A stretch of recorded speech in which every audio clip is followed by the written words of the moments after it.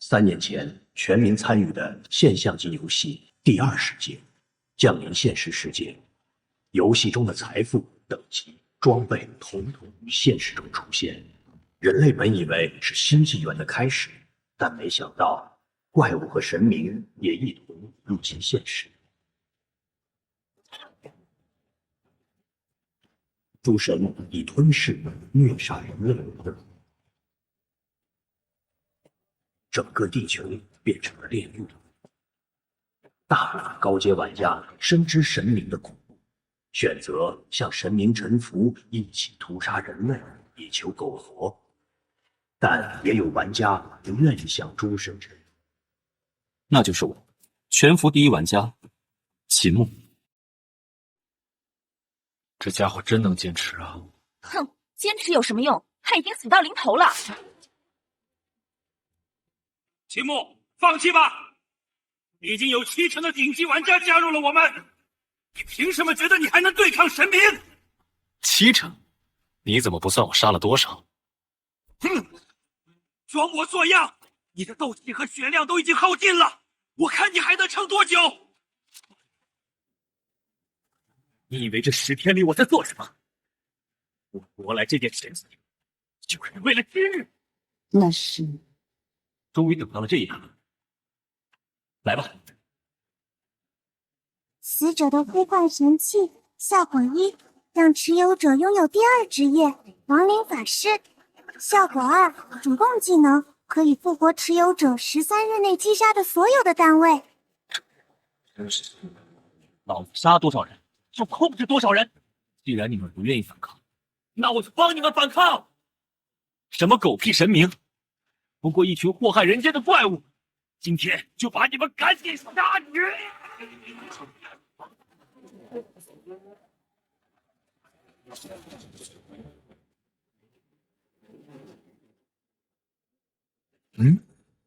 我这是在哪儿？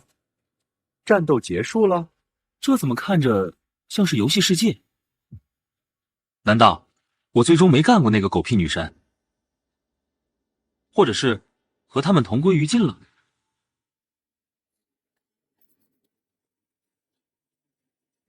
操！我重生了，还是游戏开服前3个月。哈哈，老天待我不薄，竟然还有重生的机会！哈哈哈！这一世我不仅有剑圣能力，还知道多个神器的位置。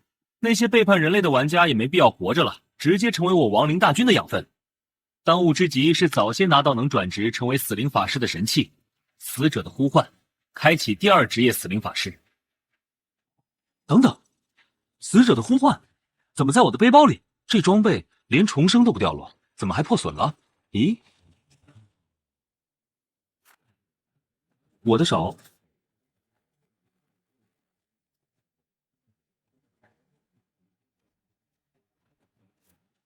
我他妈怎么自己变成骷髅了？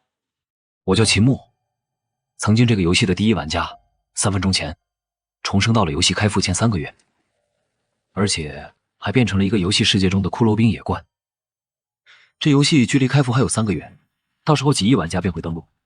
玩家登录后的1年后，游戏便会降临现实。游戏世界中的这些 BOSS 也将化身神灭，摧毁现实中的一切。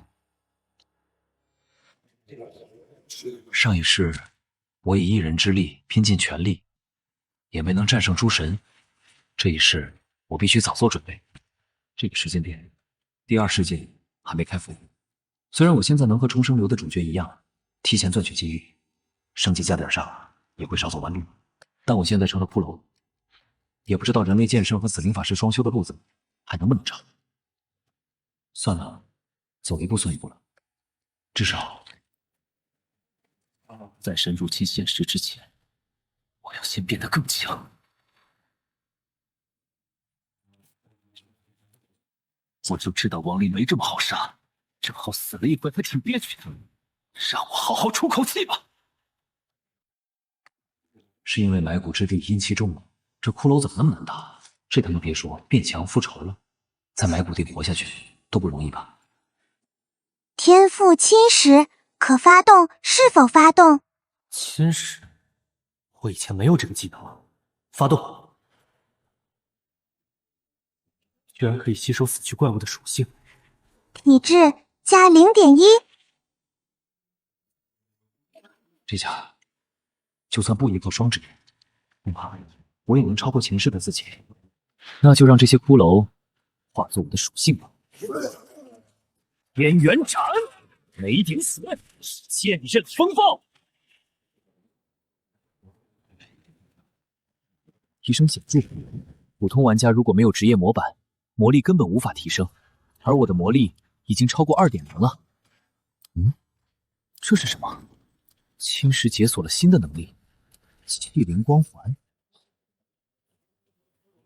不会是我想象的那样吧？发动，站起来！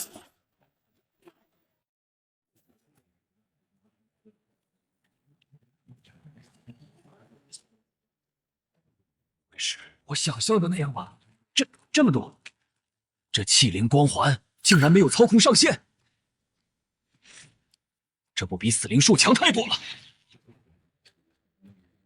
看来是在重生的时候，神器的力量和我融合，甚至得到了强化。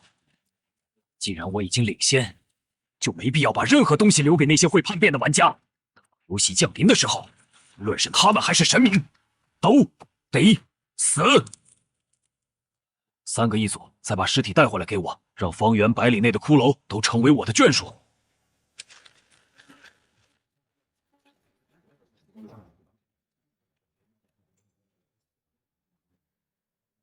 秦牧，弱小的骷髅等级提升，侵蚀能力提升，现在解锁能力掠夺、奴役。随着奴役的骷髅增多，我的升级效率也显著提升，而侵蚀会根据击杀数来逐渐解锁原属于神器的能力。被我掌控的普通亡灵，皆可突破桎梏无限晋升。自归属于我的那一刻起，便永世俯首，誓死效忠。而我即便肉身陨灭，被斩于当场，我亦能自麾下亡灵之躯中夺舍重生，借其形，成其力，永无真正的消亡。原本身为玩家的我，不是不死族生物，这些高阶的能力根本无法使用。但这一世，一切都会不同。只要世上还有一只被我控制的亡灵，我就不死不灭。虽然现在只有最初级弱小的骷髅跟着我吧。等等，现在这个时间点，游戏中那些亡灵 BOSS 都应该没有成长起来。那我如果击败 BOSS 的话，岂不是能提前把神明也纳入我的麾下？亲手打造了无上之宝《王者的呼唤》，执掌幽冥亡灵权柄的安达曼努斯，此刻深陷在埋骨之地的封印中。在游戏降临后，他便以大肆吐露人类的血腥方式，踏过遍地尸骸，逆势登神。而他下属的亡灵，都和他掌握了一样的登神链路，让亡灵派系成为了神灵中人数最多的派系。如果我能在他还被封印的时候就奴役他，这样在日后入侵的时候，神灵阵营几乎会少整整一个派系的强者。他的亡灵军团更是能够为我所用。既然如此，就要变更策略了，扩大狩猎的范围，找到亡灵之神的封印，奴役安达曼努斯。现在我已经在埋骨之地铺开了我的眷属，他们组队狩猎，落单的野生骷髅不可能是他们的对手，但在西南方已经有9只骷髅失去联系了，那地方一定有古怪。集合，向西南进发。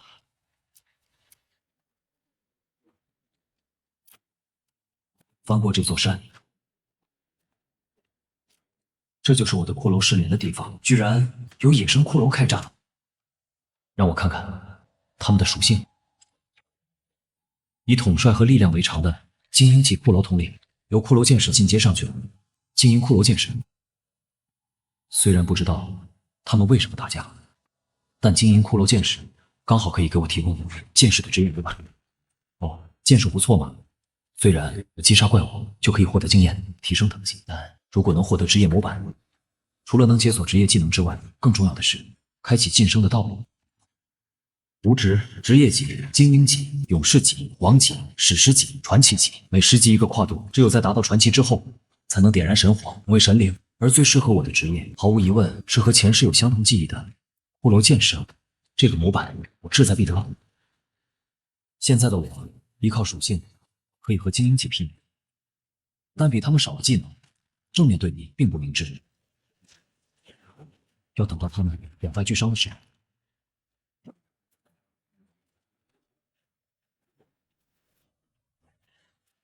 看到这十字阵，真怀念啊，就好像回到自己还是新手的时候。也是快没血了，才舍得用技能。骷髅剑士处于下风了，得找准出手时机。这家伙怎么渐渐都冲着下三路去的？可惜骷髅没有要害，则不然就反杀了。那现在骷髅剑士只有10%的生命值了，轮到我出手了。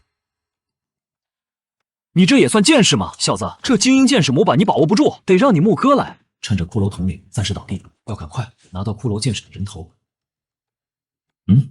这家伙恢复了。人头是我的了。这是灵魂重压，他想要连着我和剑士一起作死，只能硬等了。妈的，真是左锤伤害高，右锤高伤害，数值怪职业，但剑士职业模板还是被我拿到了。开始剑士转职。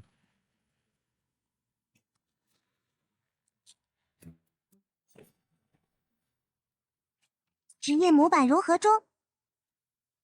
等等，转职的时候我不能动。你不要过来啊！拦住他！快呀！还有85%，最后一点了，99%，他要过来了。真是被惯性思维害惨了。没想到怪物转职期间无法控制身体，不过现在转职完成，该轮到我动手了。自斩！精英级模板加成的属性，再加上侵蚀获得的属性值，拼力量，你也不是我的对手。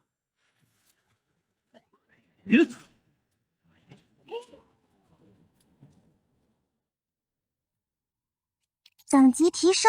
说起来，我其实没到融合精英级剑士的等级，系统日志里写了是神器的功效，让我可以跨等级直接融合模板。侵蚀果然又衍生出了新能力。上次给我发了奴役，这一次的是，您可以消耗经验，将您已经控制的同种族2个亡灵合成为更高阶的职业，最高不超过您的职业等阶。果然，那这样我的普通骷髅都能晋升成职业级骷髅，不至于像刚刚那样被骷髅统领一甩死一大片。但在使用晋升之前，先得把你们奴役了。这晋升功能还挺方便，但产生出来的职业是随机的。现在有33个骷髅战士，14个骷髅弓箭手，还有1个骷髅法师。施法职业果然金贵，还有56只普通骷髅，希望能多出些法师。这下总算有军团的样子了。不过在这西南侧，死亡魔力的浓度果然要高了很多，怪不得能诞生精英骷髅。难不成我要找的神就在这里？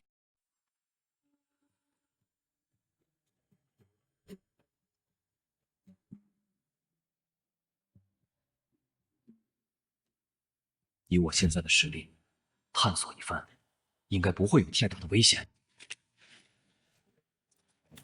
谁？你意思是死亡峡谷有危险？有意思，精英级的骷髅居然会有一定自我意识，可惜还不会说话。但危险，老子找的就是危险，跟我进去。死亡峡谷越深入，死亡魔力的浓度就在增加。僵尸，你先不要出手，先用同等级的骷髅试试。果然，同等级的骷髅不是僵尸的对手。实力实验完了，接下来就看看奖励吧。上！击杀僵尸给的经验居然比骷髅高这么多，不下一致，最后试了一下无意。居然失败了。这系统不能把失败原因说明白吗？难道这些僵尸是达曼努斯召唤的？算了，正好用这些僵尸的经验，把我骷髅晋升成职业级，舒服。蝼蚁，这里不是你残杀同类的地方。这生命中难道是？滚！这副外强中干的样子，果然是他。有能耐就把我弄成你的仆从，做不到就闭嘴看我杀你的人。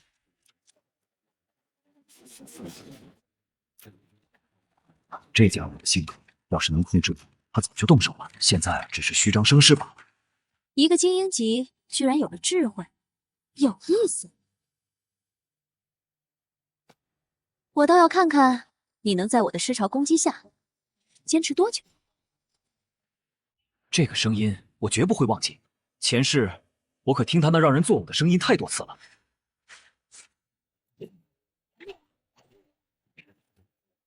亡灵之蛇，安达曼努斯，既然被他发现了，还被我一顿臭骂，这个小肚鸡肠的神肯定会派他的下属来杀我。但这个时候，他只是个苦于无法晋升的王级死灵法师而已，他的下属更是最多只有勇士级。这一仗优势在我，升级了。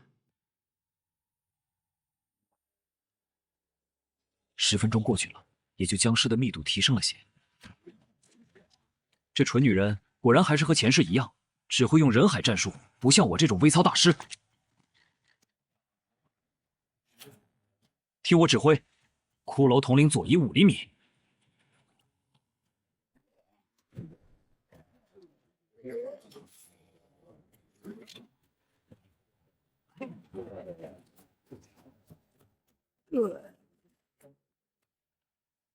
正好这些经验能够将我的骷髅都晋升成职业级。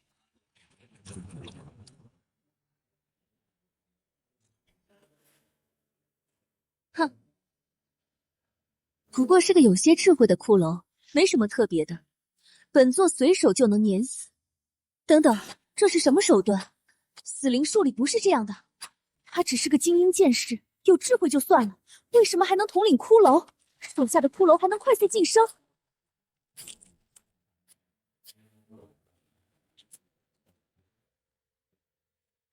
小黑在峡谷里有个不知天高地厚的小贼，带所有的精英一起，不要拖延，直接杀了他。是，这样下去，勇士级的小黑可能打不过他。我得做个问权的打算。再升级一批，很好，新增加了20个骷髅战士，7个骷髅弓箭手，还有1个骷髅法师。这下我就有足足76只职业骷髅了。安达曼努斯的下属呢？我都快等不及了。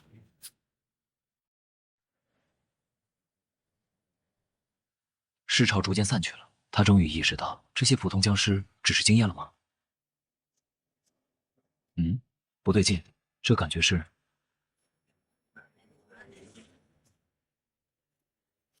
入侵者，这是勇士级的僵尸骑士。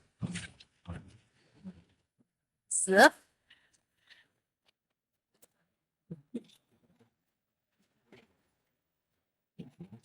普通的骷髅根本拦不住他，动手！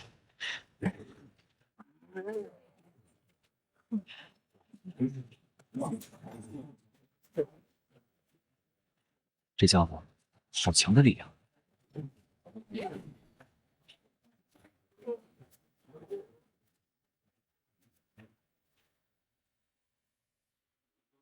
这下棘手了。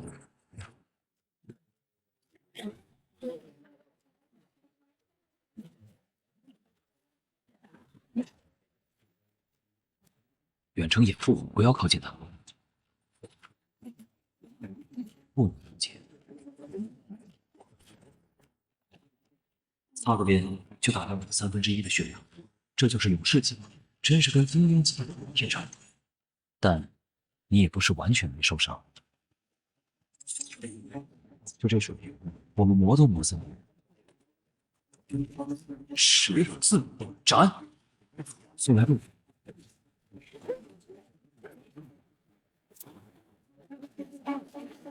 你总会打，你会打有个屁用啊！出来混要有势力，要有背景。免费给你上一课，学费就不收了，保持阵型。放箭。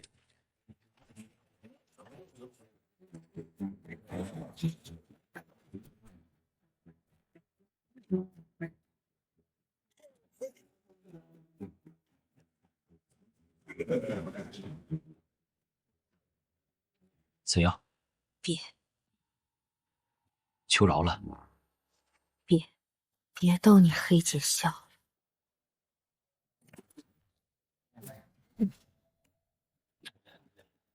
好险，勇士级的僵尸气势居然这么强，刚才有点拖大了。看来是那个窝囊神又觉得他行了。什么？还没死吗？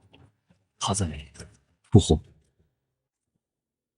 居然还会复活？如何？区区杂兵骷髅，理解自己和伟大的亡灵法师间的差距了吗？小黑可是我特意改造过的僵尸，他的复活不光能够完全恢复血量，全属性也会在短时间内翻倍。希望你和你的骷髅朋友们能受得住。闭嘴，臭婊子！你就你这种下属打了顺风才敢出来叫嚣的弱神，还想赢我？无论在哪个世界，无论来多少次，你都只能被我踩在脚下。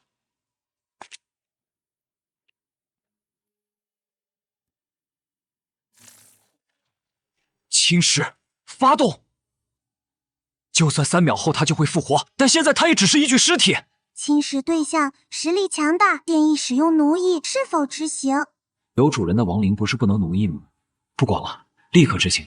当亡灵的主人和您足够近时，就能够捕捉到他的契约魔力，从而争夺控制权。你说什么？不对，你在做什么？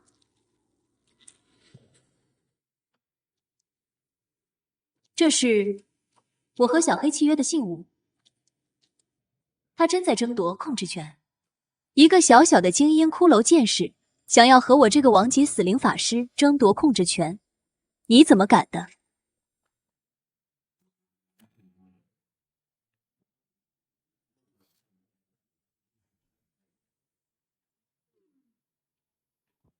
这就是你自不量力的代价。以亡灵之神的名义，我要给这次亡灵争夺添加附加条件。杀戮天平。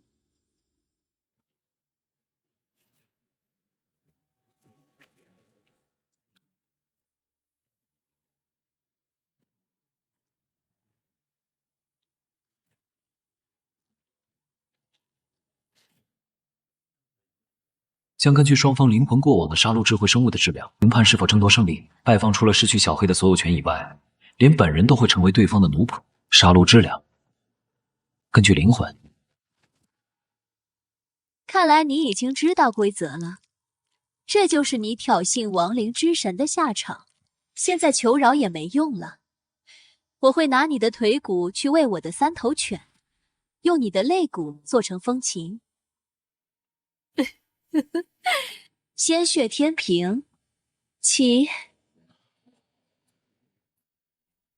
父神谋杀之神巴尔见证，我将献上我的罪孽，我的荣耀。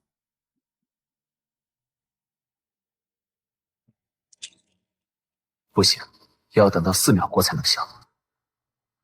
请谋杀之神巴尔见证，我将献上我的罪孽，我的荣耀。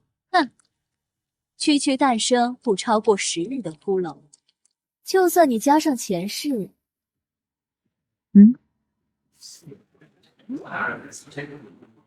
这怎么可能？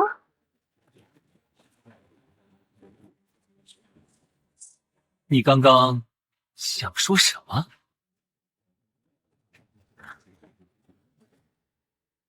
怎么可能？我可是亡灵之神，小安，你不会知道我杀了多少神的。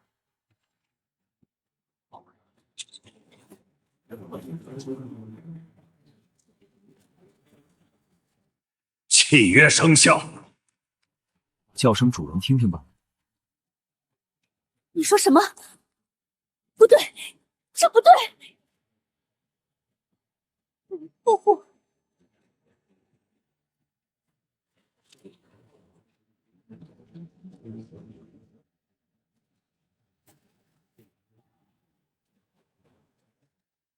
您的特殊契约对象受到神器亡灵法典保护，请在13小时内分离契约对象与亡灵法典，否则契约失效。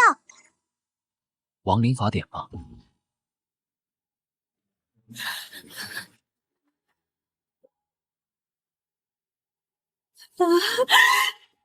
太好了，幸好有亡灵法典在。13个小时，我一定会破解这个该死的血色天平契约。你连进入神殿结界都无法破解。你不会忘了，你的小黑也成了我的仆从了吧？我不知道，他可知道啊。必须得用这个了。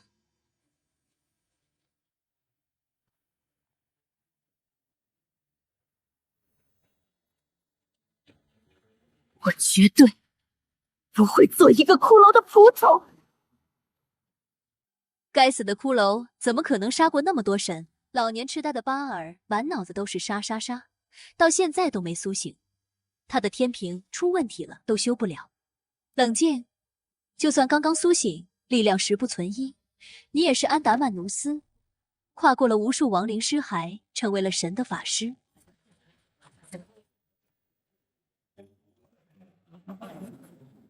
将大局逆转吧。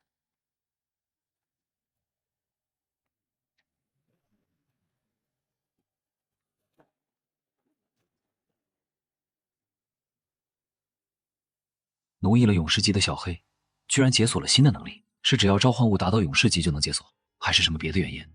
这个技能可以让我操作召唤物的灵魂，也就是说，赛伦是他的真名吗？赛伦。您的召唤物小黑记忆解锁中，进度10%。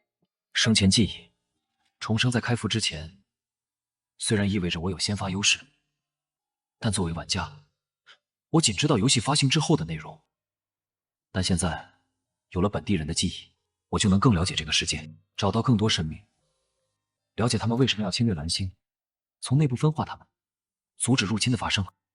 哪怕蓝星上有无数蠢货和叛徒，我也不希望任何一个无辜之人枉死在这场战争中。主人，是你唤起了我作为人类时期的记忆吗？为了让你能更好的效力而已。现在，告诉我该怎么突破安达曼努斯的防御阵法。这个，主人不必那么麻烦。小安把法阵的开关密钥给了我。小黑，你叫我什么？你个叛徒！你把我变成了亡灵的时候，就该想到有这一天。将防御全交给一个人类转化来的亡灵，天真，怪不得会第一个被人类杀死。气死我了！小黑，你这样也算骑士吗？连1秒的忠诚都没有。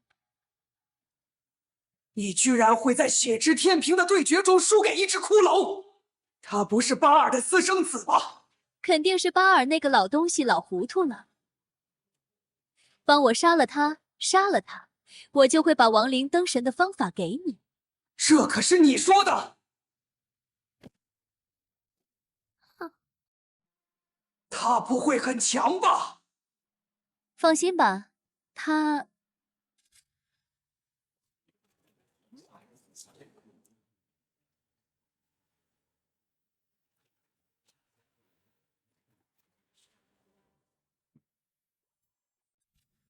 只是个普通的精英骷髅而已。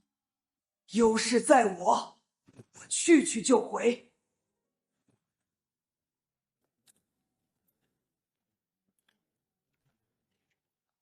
没想到这么顺利，这一路上也没有遇到任何敌人，进入神殿内部了。下一步就是夺取亡灵法典，有赛伦在，胜算能更大一些。不知道侵蚀对魔法装备能有什么效果？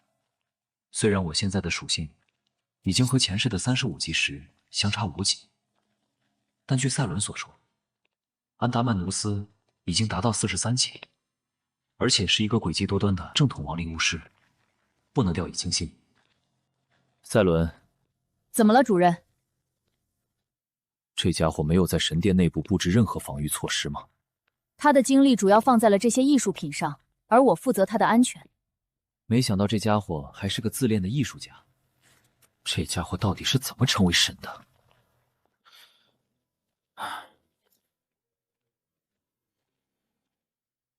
等等，主人，有声音。嗯？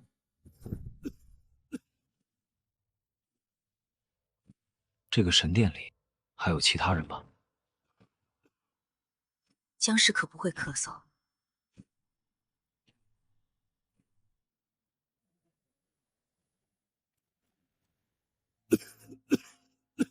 小安，你真该好好打扫你这破神殿的卫生了，怎么这么大的灰啊？你这家伙根本不用呼吸，假装什么咳嗽？还有，不准叫我小安，我很讲卫生。这只是我刚苏醒，而且卫生明明都是小黑的责任。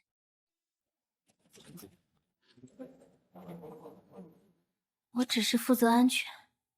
不对，你每次都和我申请2笔魔力水晶，看脸红了。你这贪墨公款还一秒便捷的骑士之耻。没关系的，赛伦，就是你以后要是用什么也和我说一声就行。够了，我会杀了他们，然后你得兑现你的承诺。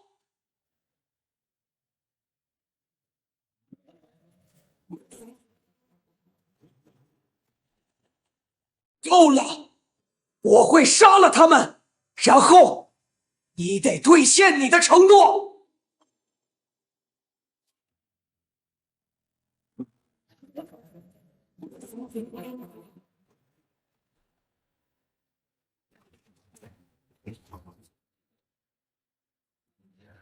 这是赛伦生前身为骑士时的技能，手不避震，亡灵怎么可能用得出来？对抗龙息还是太勉强了。干得好，艾尔丽丝。赛伦，赛伦，不要，我很急火。把剑给我。苦情小说看多了，你是僵尸，你会复活。哼，真是无情的主人啊！好了，站起来，轮到我们了。哈哈，我造出来的亡灵可没那么脆弱。你是哪边的？不自量力！冰龙，艾尔丽丝，前世斩杀安达曼宁斯的时候，他也会被召唤出来，只不过那时的等级是90级，而现在只有48级。面对双 BOSS， 攻略组给出的方式是选择一个敏捷型玩家，拖住冰龙艾尔丽丝。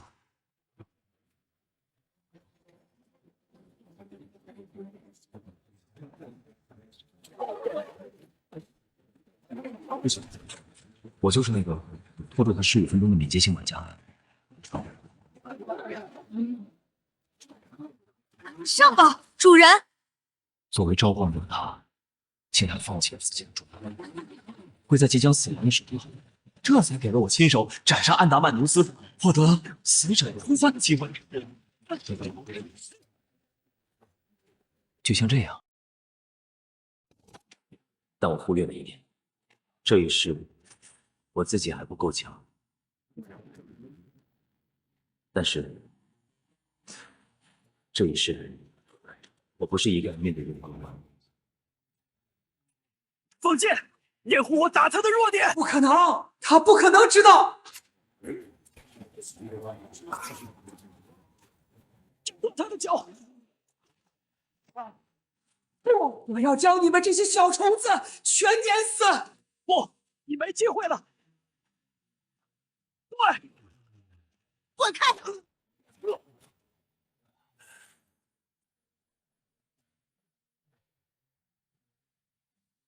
你不可能奴役我，去死吧，骷髅！放一次就得了，真以为哥截不住一个魔眼？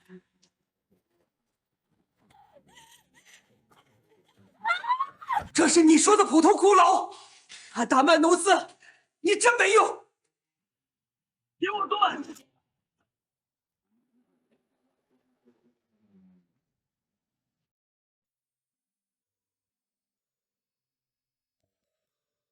我们成！混蛋！混蛋！混蛋！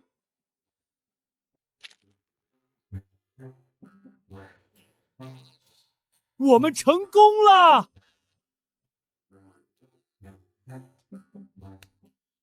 干得漂亮，主人。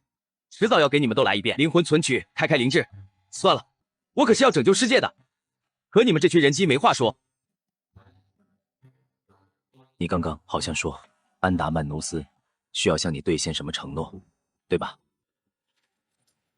你还想拿到你应得的东西吗？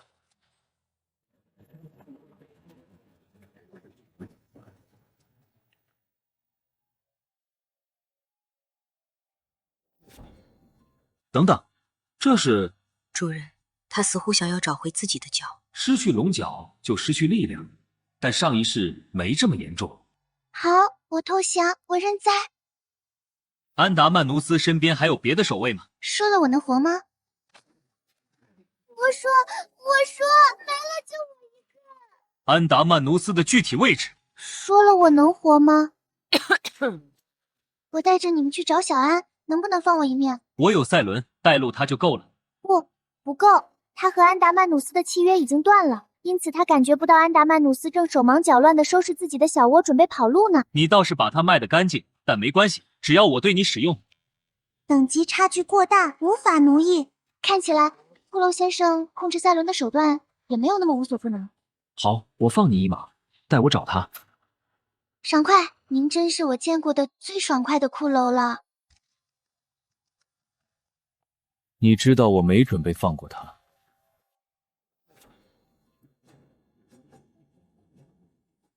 打开百界门，最多只能带体重1半的东西，但全丢了也比变成别人的奴隶好。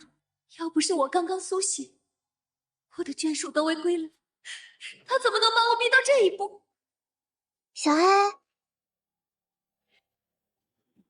你还有脸回来？等等，为什么你和我的契约还在？动手，快动手！你也出卖我？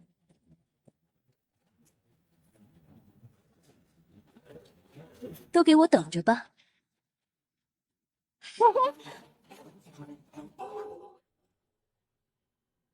你们都是你们逼我的！你们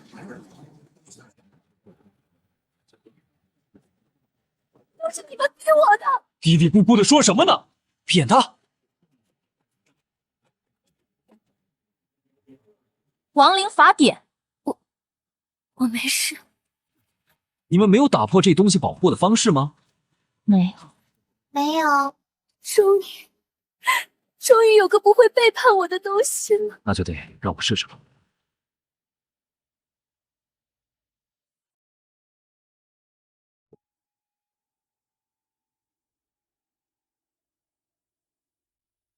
你想都别想！看来失去了一切的安达曼努斯小姐没有失去她的斗志，输给一个普通的骷髅，让你很难接受，对吗？多说无益，亡灵。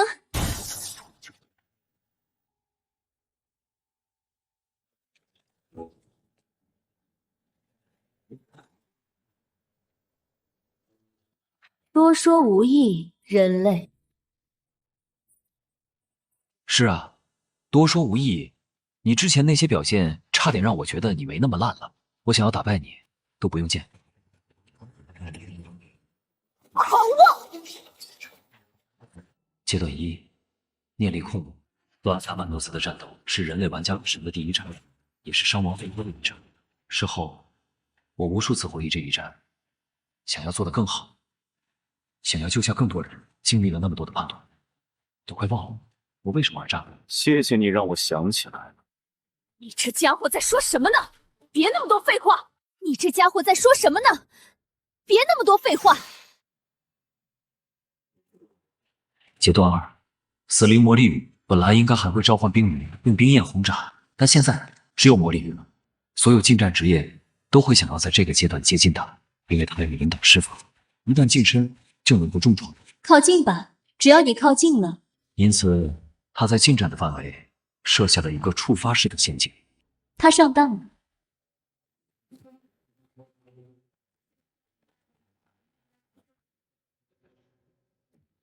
你竟然……该你的第3招了，不是吗？只可惜对亡灵而言，瘟疫无用，否则你就会把自己冰封起来，等待着瘟疫收割敌人的性命。你怎么知道？哇，虽然这应该是咱们的小安为数不多离开法师塔的实战，可他的战术没那么容易被看破吧？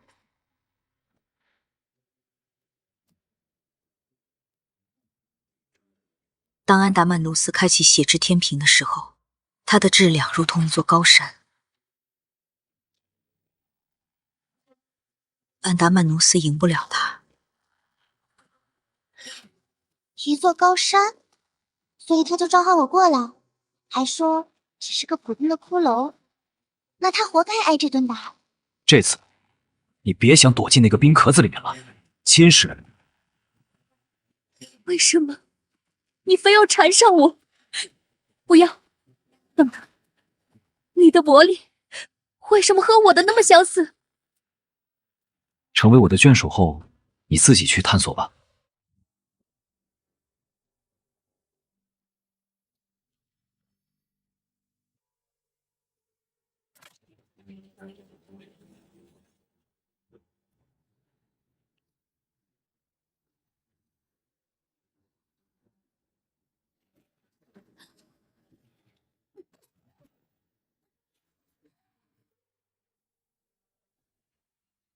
终于，你落在我手上了。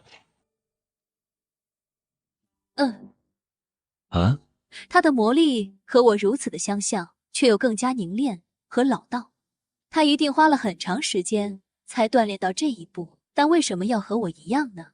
他该不会是我的信徒吧？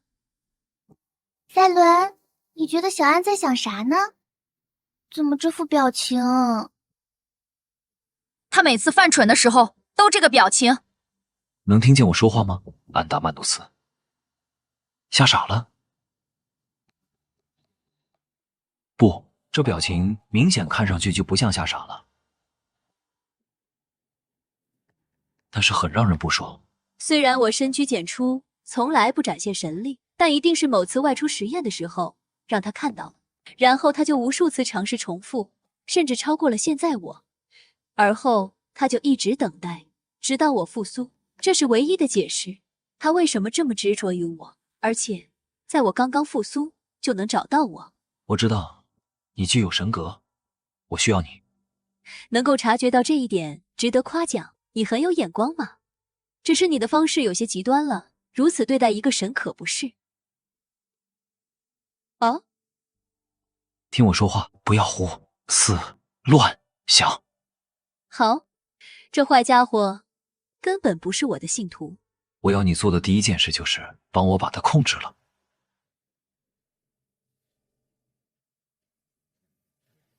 没有问题。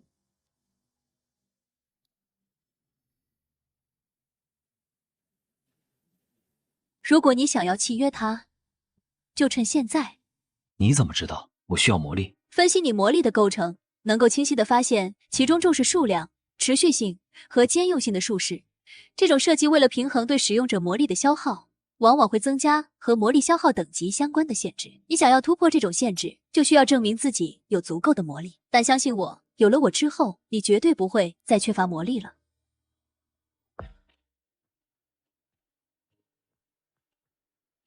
毕竟王者的呼唤是他打造的神器，他能够察觉到其中的改良空间，再自然不过了。但他目前展现出来的性格和日后那个神真的完全不同。先把埃尔利斯控制住，再研究安达曼努斯身上到底会发生什么。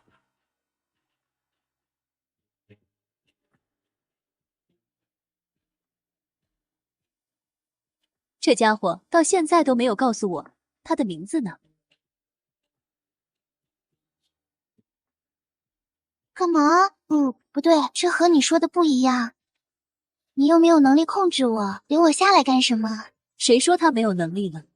小安，某条便捷的龙连1秒都没有就把我卖了，我只是还击而已。不，我还要继续努一神，但现在我需要一个目标。说，小安，您为什么跟神过不去呢？现在是我在问。埋伏之地在最北方，然后往南是极寒冻土，然后是人类诸国。极寒冻土历来是人类抗击亡灵的防线。卡利俄斯每次沉睡都最早苏醒，他是寒冷、命运与冬日之神，现在应该已经恢复到50级以上的实力。50，是10级的对手吗？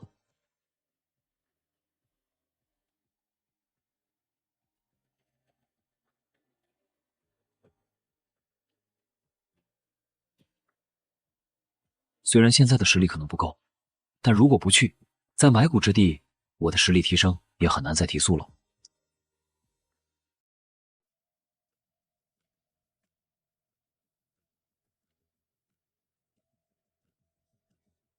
来了，他还是来了，不可逆转的循环又开始了。现在是问题时间了吗？你的魔力为什么和我那么相似？你怎么知道我刚刚苏醒？你为什么要控制神？好，我的下一个问题是，喂，我说是问题时间，没说是回答时间。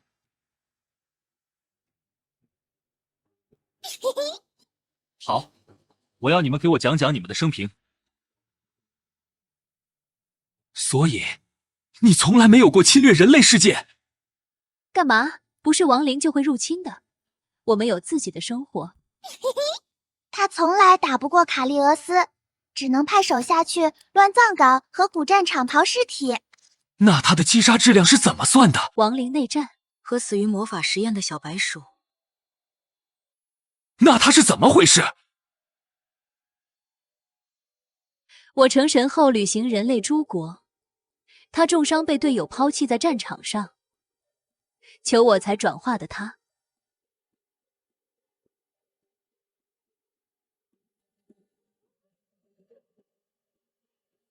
你以为随便一个僵尸就会有复活这种技能吗？你不知道我倾注了多少心血打造它。我别的眷属都是出生亡灵，就他一个转化的。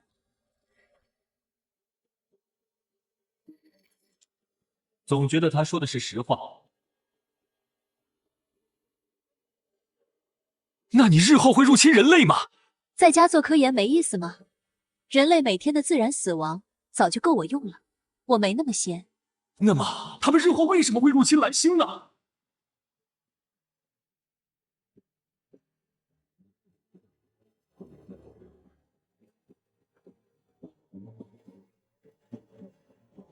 一定有什么我尚不知道的事情。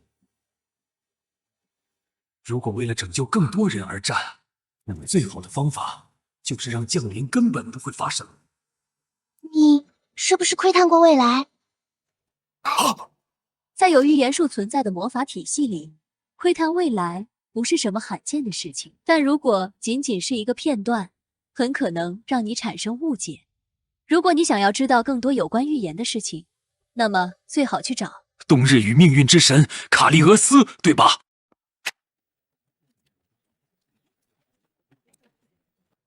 终于到了极寒冻土。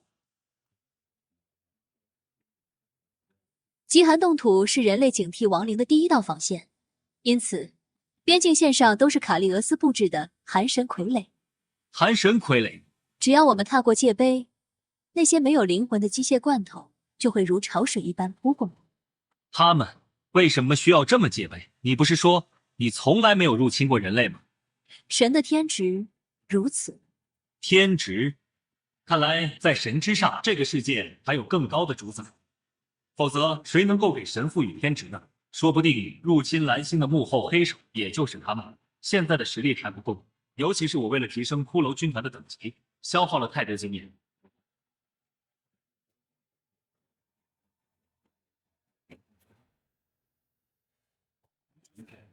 等等，你们听到了吗？主人，请站在我身后。那我呢？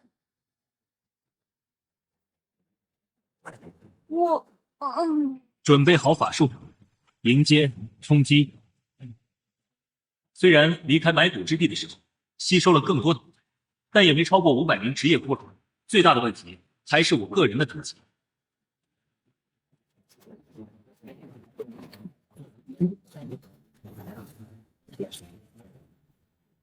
要尽量减少部队的损伤。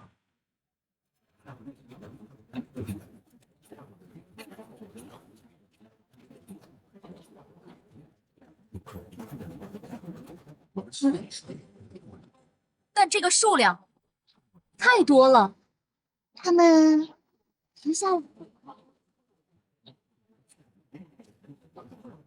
埋骨之地，新的王者。你是卡利俄斯？这个声音，前世我好像听过。前世不光有怪物出现，蓝星环境的剧烈变动，实际上杀死了更多的人。寒风。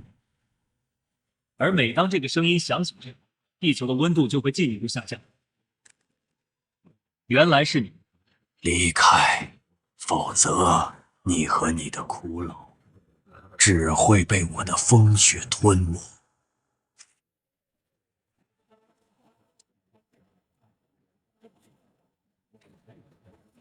如果你把这具傀儡送给我，也许我会考虑考虑。好，我们撤退。你就让这个老冰棍，起！别说话，我已经拿到想要的东西了。小安，你知道你为什么会输给我吗？因为你生前是个变态杀人。不知道？不知道还笑得出来。因为知己知彼，百战百胜。我们首先得研究这傀儡到底算什么，才能制定对策。可是，第二件事，在外面别叫我真名，叫牧歌。他为什么不想暴露真名？难道他是什么东方来的恶魔？执行，不问原因。跟着你牧歌没坏处。你不是好奇我的魔力为何和你同源吗？控制住卡利俄斯，我就告诉你。是。他怎么知道我在想什么？不对，你管他想什么？反抗啊！安达，你是亡灵之神，不是他的俘虏。这俩人是在玩什么？很新的东西吗？我在小说里看到过。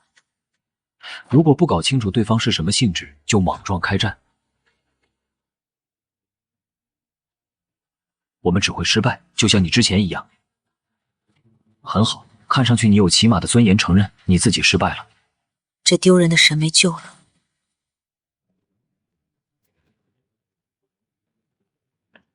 对傀儡使用侵蚀的效果，居然能够炼成一件装备。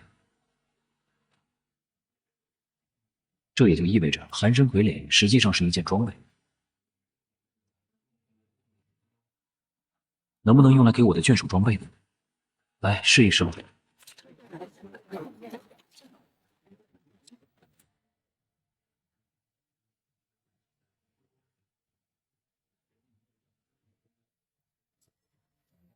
竟然提升了5级左右的属性。而且给骷髅添加了打击抗性，可以说将骷髅最大的防御弱点补足了。打击抗性，过来。你去抗他一锤，让我来看看这盔甲到底有多大的提升。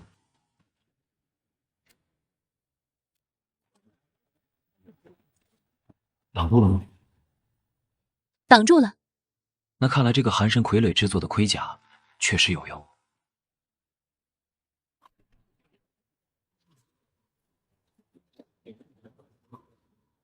而且数量绝对够用。但他们的数量太多了，而且一旦跨过界碑，就会成群结队的过来。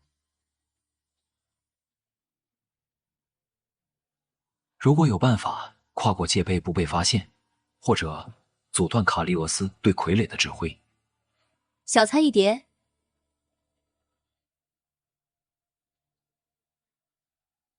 卡利俄斯每天中午都要开启预言，在开启预言的那1个小时里，他会对傀儡失去控制。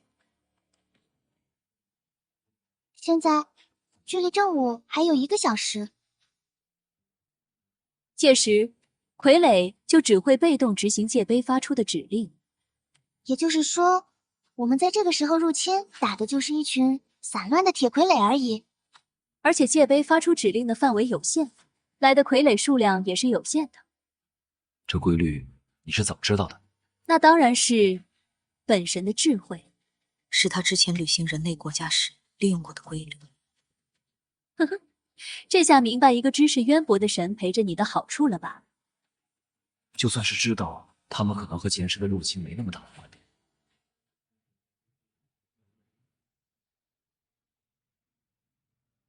我还是做不到把他们当做朋友。做得不错。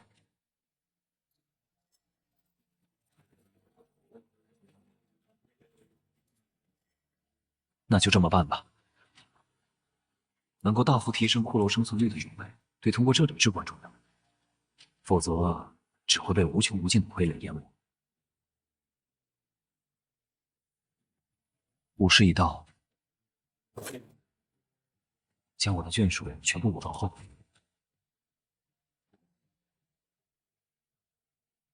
才能深入极寒冻土。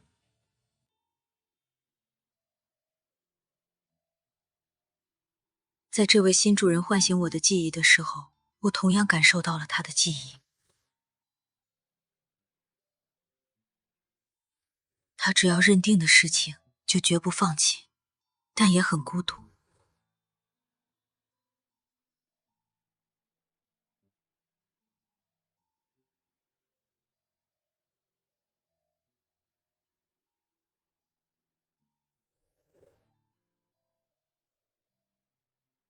在我看来，他其实和你很像，但有什么东西一直阻拦着他和我们敞开心扉。他肯定是看到过我们不知道的未来画面，才这么紧绷着自己。帮帮他，也是帮我们自己。解开他的心结，也能让咱们日后的日子好过些，不是？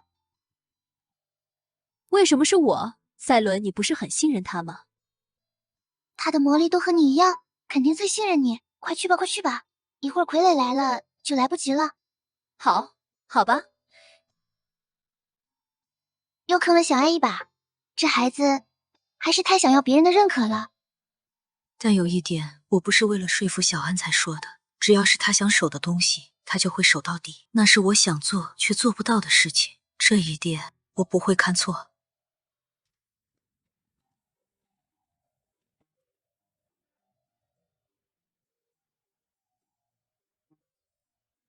那个，木哥，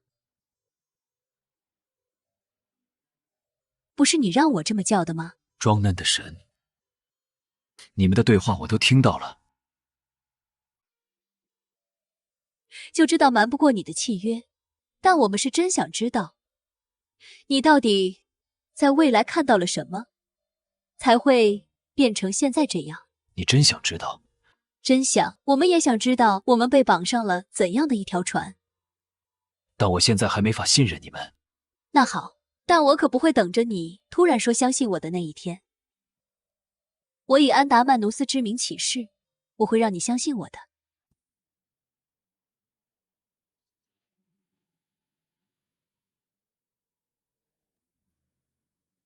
你们站这么远干什么？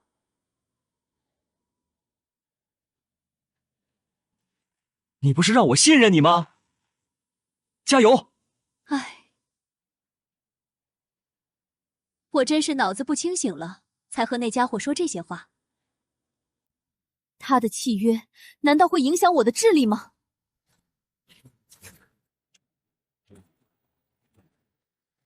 来了，亘古黑暗。亡灵法师这个职业，除了使一系之外，还有死灵、寒冰和腐败三系。由于亡灵不受岁月的限制，亡灵法师多半都会同时掌握全部的法术体系，腐败毒语，以此来达到自我控制和输出的全能性。用生锈延缓这些铁罐头的行动，然后用高贯穿力的法术直接攻击核心。神器的性质允许我兼修亡灵法师职业，而现在面对这种成群结队的对手，剑士的职业性能已经不够了。先从最基本的吞噬生命和酸液剑开始学吧。这样就是最后一句了。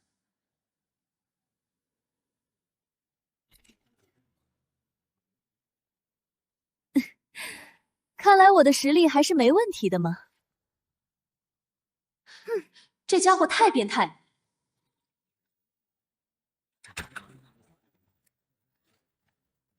还有漏网之鱼。按我和现在的关系，他总不会还对我不闻不问了吧？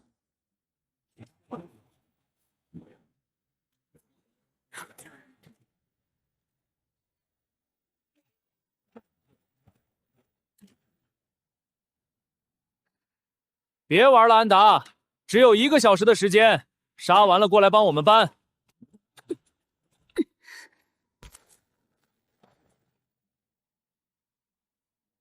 我就不该对这些家伙有一丝期待。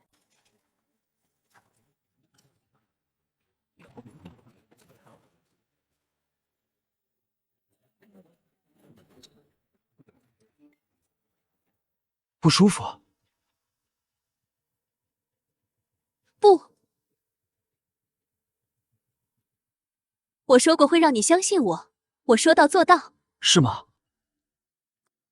呵呵，这家伙开始被我迷住了。等到他彻底被我拿下的时候，我就会让他解除契约。小安彻底没救了。这就是最后一句了。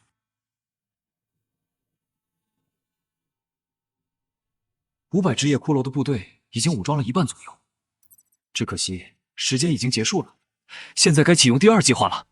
你想干嘛？话说前面，我可不像安达曼努斯那么好糊弄。把他的脚给我。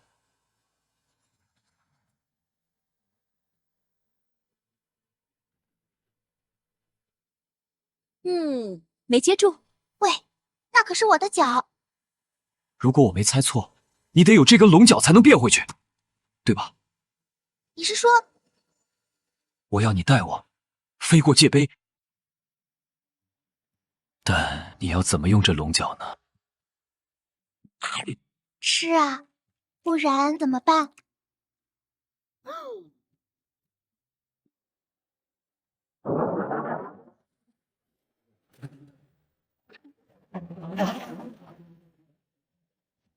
我的力量又回来了，居然只降低了1级，切，居然挣脱不了他的契约。你刚刚是不是说了什么很大逆不道的话？才没有哦，主人。切，死夹子！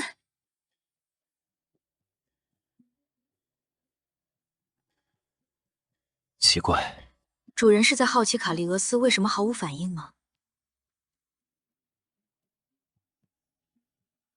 没错，但根据我对卡利俄斯的了解，他的反击说不定已经开始了。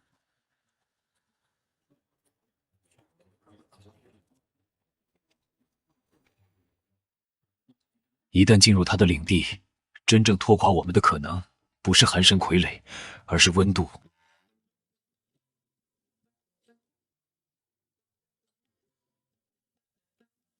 小安，你和我一起来。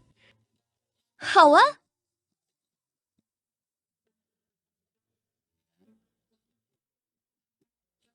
如果发现里面的气温对亡灵也有影响，我们就还需要准备抗寒的魔法。嗯。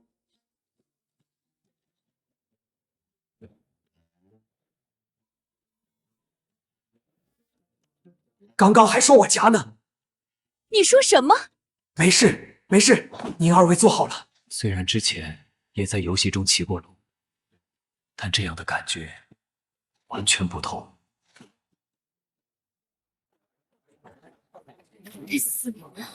怎么会这么冷？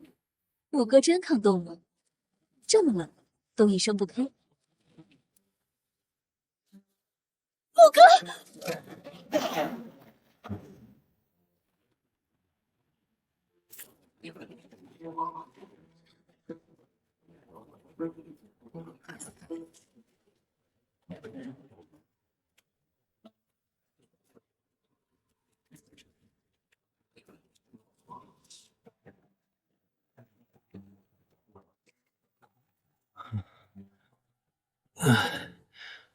活过来了。这不是办法呀！果然，卡利俄斯已经开始了他的反击。小安，你之前提到会来这里找人类的尸体，这极寒冻土上有居民。没错，在附近的就有深林堡、东城、吉叶城3座城市。那他们是怎么扛住这亡灵都经受不住的寒冷的？你是说，第一，这寒冷只针对亡灵，但这显然不太可能。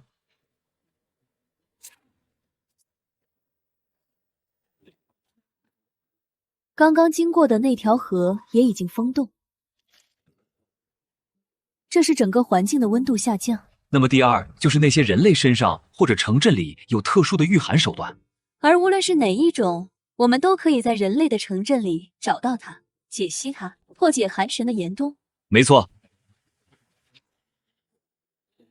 凑齐了铠甲和御寒，攻城的条件就齐全了。而到了万不得已的时候，也可以通过这里的居民补充兵源。就算这里只是些 NPC， 我也不想走到那一步。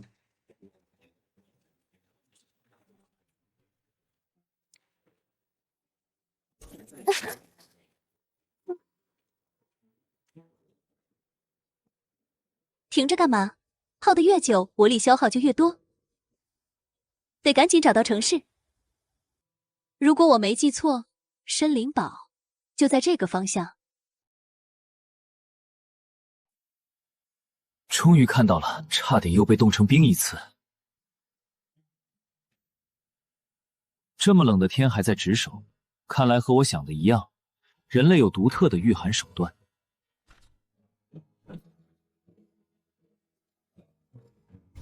这么大规模的城镇，等级最高的守卫居然只是精英级。艾尔丽丝，下去看看。小安，准备防御法术。这帮居民怎么跟游戏里的 NPC 一样？啊！怪物攻城！怪物攻城！不是，这反应也太人机了吧！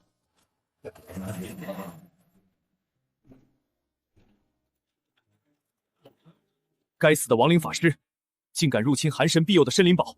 离开这里！小安，你之前来的时候，他们也都是这副表现。他们身上没有任何魔法侵蚀的痕迹，都是活人，但怎么一个个都和傀儡一样？小安说过不让亡灵入侵，是卡利欧斯的天职。难道是因为尚未估测，这些 NPC 都还是尚未激活的状态？那说不定可以用这句话来激活。诸位，我是从东方震旦来的冒险者，你们有什么需要帮助的吗？原来是远道而来的冒险者，欢迎来到深灵堡。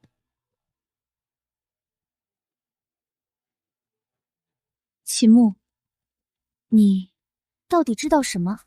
远道而来的冒险者，您竟然降服了巨龙，真是太强大了。就近观察后 ，NPC 的感觉更重了。现在的行为逻辑，甚至还不如游戏公测后的状态。木哥，我们快点找到东西就走吧。这些人太奇怪了。他的害怕不像是装的。就算是神，也并不知道这个世界会以游戏的形式降临吗？杀鸡的是他的宠物。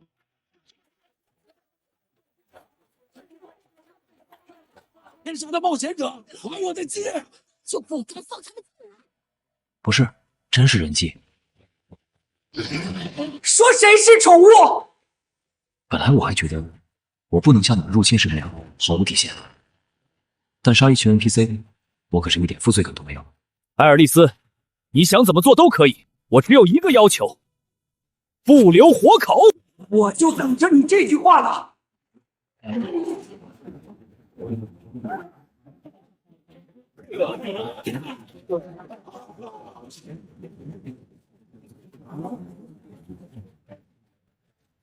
然后让小安收集一下这些人的尸体，研究他们身上到底发生了什么。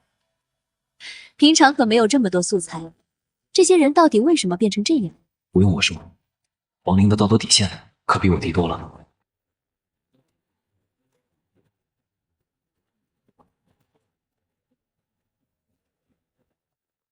不用消耗经验给骷髅升级，我的升级速度果然快了起来。木哥，让你杀起来，你就愿意叫木哥了？下一次是什么时候？去，瞅给你嫂的，检查有没有漏网之鱼去。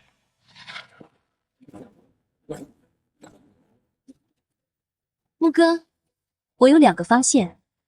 这个就是人类保暖用的东西，而且很简单就能构筑，我可以改良，甚至批量制造这种护符。很好。另一个发现是什么？他们如同傀儡一样的原因，我找到了，他们都没有灵魂。灵魂存取，该对象没有灵魂。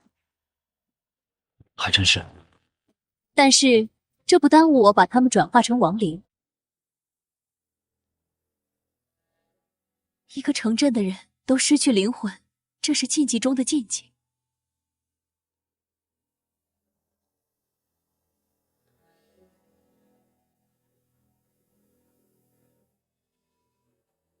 他到底在和什么东西对抗？即便预料到了会见到这副景象，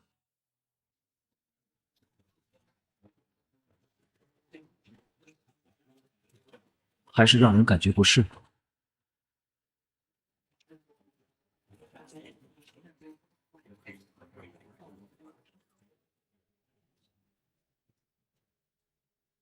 怎么，事到如今，你还会心生怜悯？你不是个合格的亡灵，心有怜悯可对抗不了那些叛徒。木哥，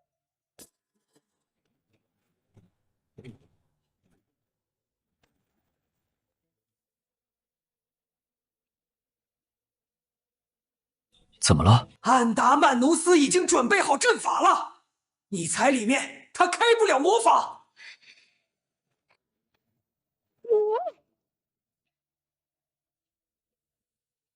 你也一样，你那4只大爪子都快把我刚画出来的法阵踩没了。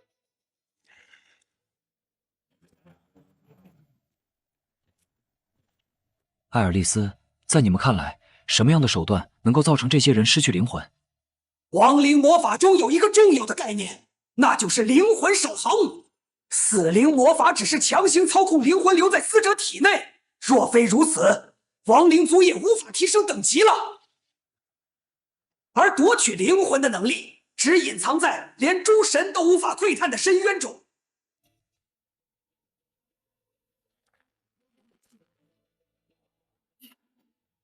准备好，这些亡灵就要来了。是，卡利俄斯大人。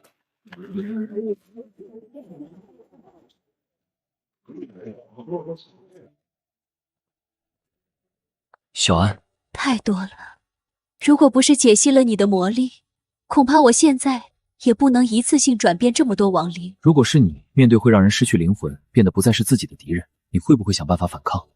我一定会反抗到底。那就继续解析我的魔力，说不定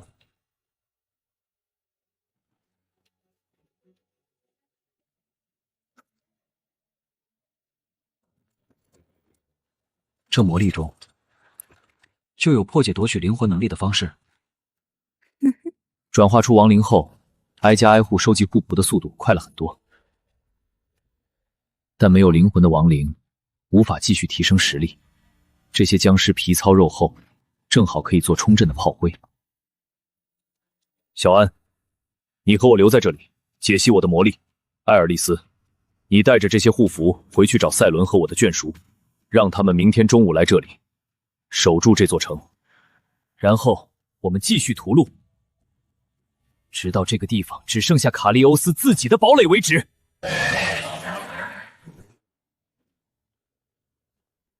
我们开始吧。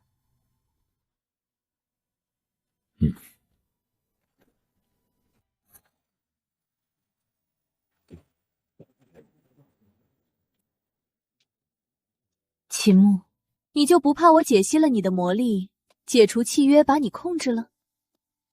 你不是说让我相信你吗？算你有眼光。不对，我是想问他到底知道什么的呀？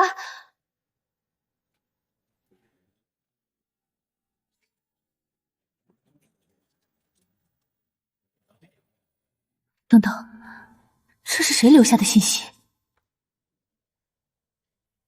小安，解析完成了。小安，完成了。你这看着不像是完成了，看着是我快死了。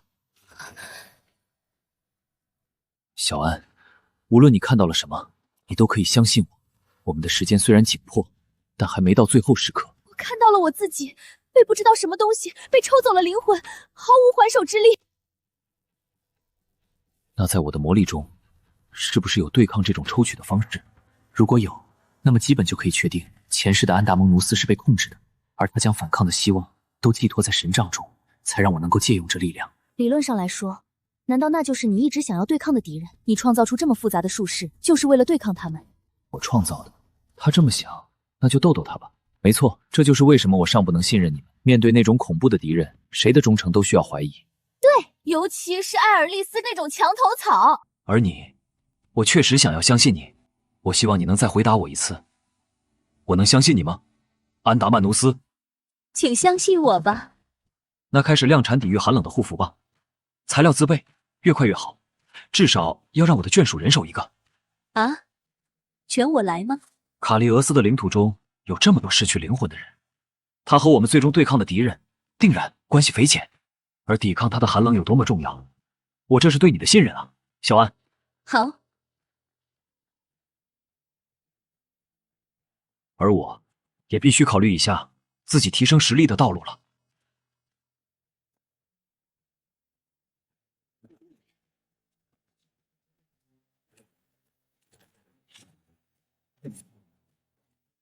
前世亡者的呼唤，具有的被动能力是让死者的亡灵法师职业等级和最高职业等级相同，而现在我又有了记录了几乎所有亡灵法术的亡灵法典。如果不兼修亡灵法师，就太过可惜。同时，前世的剑圣能力也不能放松，物法兼修，才能最大幅度提升我自己的战斗力。就从这个法术开始学起吧。没想到这么简单。不过，施法职业确实麻烦，居然还需要记忆法术。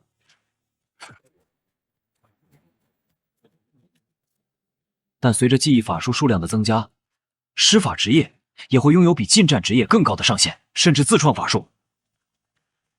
而且法术的灵活度也更高，针对不同的敌人也可以切换不同的属性攻击。这感觉是有亡灵和我断开了链接。牧哥，艾尔丽丝被袭击了。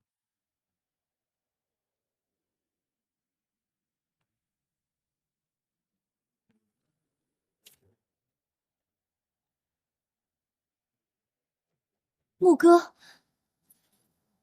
我也感觉到了，艾尔丽丝被袭击了。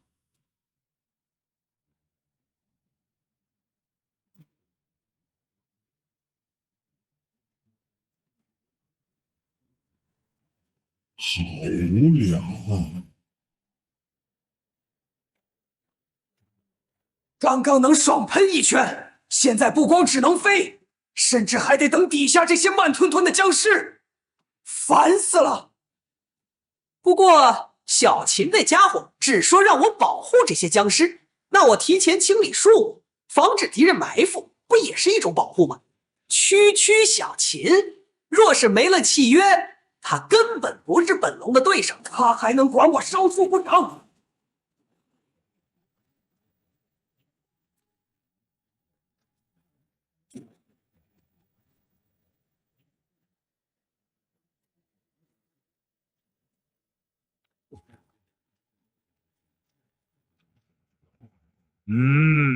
不错。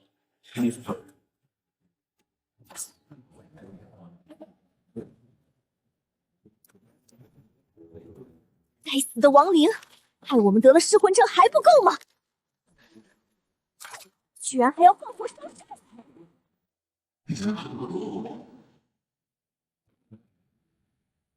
这地方居然还有活人，小秦这下管不到我了。好快！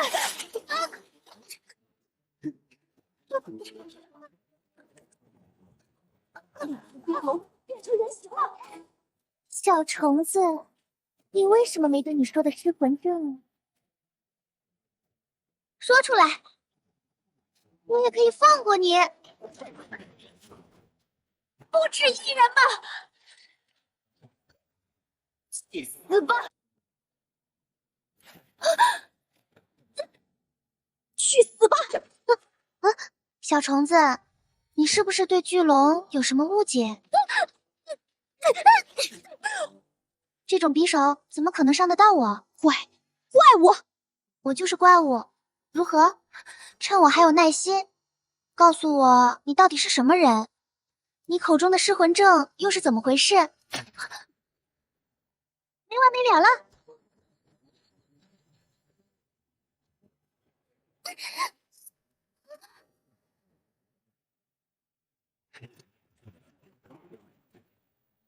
完了，虫子们听好了，如果不想这个小姑娘死，就给我立刻停手！我要死！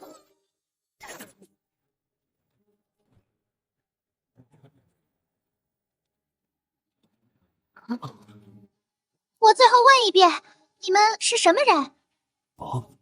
我们是冒险者，是为了调查极寒凝土的失魂症来的。你快放开！留下一个愿意开口的就行。一会儿有人来问你们。所以说，他们把我们当成是失魂症的罪魁祸首，袭击了僵尸队伍。没错，你可不能怪我没保护好，他们毕竟那么多人呢。那周围的森林为什么烧起来了？可能是法师的火球点燃了吧？是他在空中喷火，我们以为被发现了才攻击的。你又没说我不能烧。他还说着区区小秦什么的。距离公测开始还有70天，他们不是玩家，其他城镇来的 NPC 冒险者调查失魂症，看来丧失灵魂情况应该只是极寒冻土上的特例。我不想用惩罚亡灵的能力的艾尔丽丝。区区骷髅，小木哥，都是他们听错了。这是你逼我的。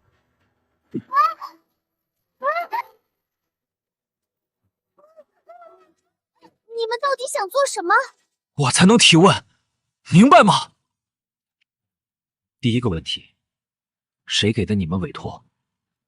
我们是从工会接的任务，没见到雇主。你干什么？我已经说了。不够。我们确实刺探了雇主的虚实，不是我们王国的本地人。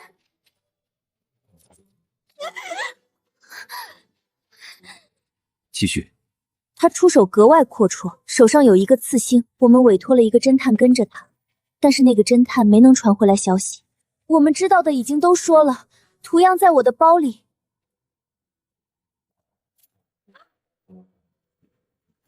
这是寒神信徒的标志，没了，没有什么可说的了。这么说来，这俩人没用了。处理过那些 NPC 之后，我的内心看到这样的场面，没有什么波澜了。虽然不想这么做，但我不能在即将对寒神发起进攻时，放走2个不知底细的人。小安，把他们变成亡灵。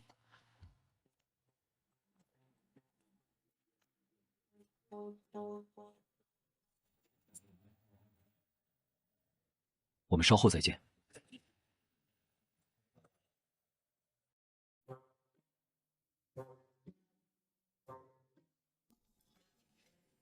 什么？我不是死了吗？成为我的眷属吧。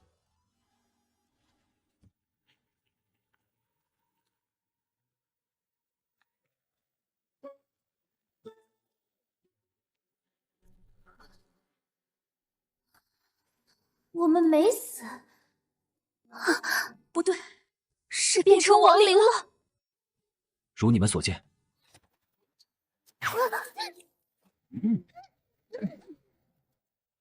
你们已经是我的东西了。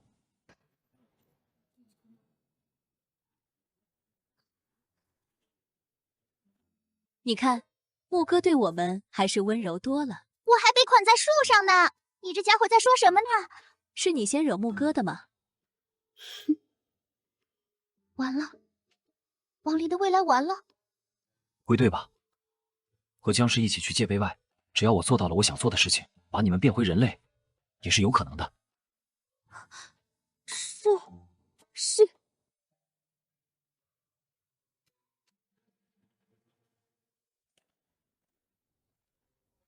卡利欧斯到现在都没什么动作，我感觉不对。他肯定已经知道了森林堡沦陷，但我们到现在都没看到一具傀儡。他有可能将傀儡分散到了各个城中防守。如果是这样，那太好了，这样我们就能逐个击破他们。无论他采取哪种策略，只要靠近森林堡和僵尸，都逃不过我的监视。那么现在只需要继续扩充我们的军力即可。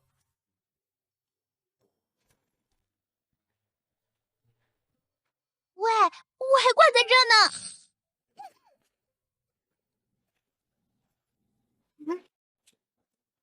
秦牧，你太坏！继续和我去清理那些失魂症患者，去不去？去。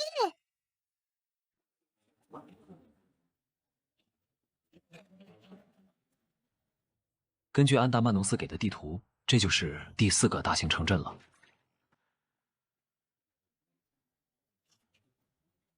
停止分配经验给骷髅军团升级后，我的等级也提升了上去。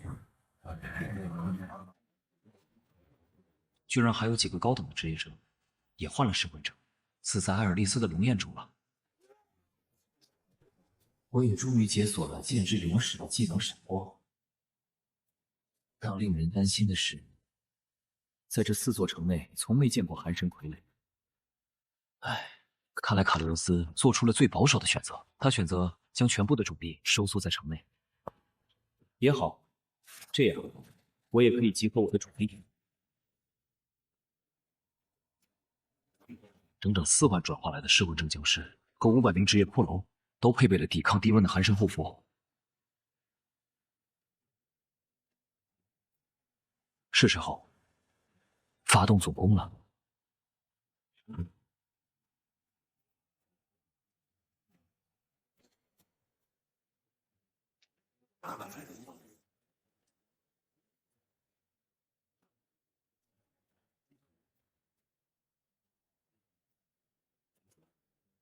这就是号称永不陷落的寒冬堡垒吗？是的，在我还是人类的时候，向往过到这里服役。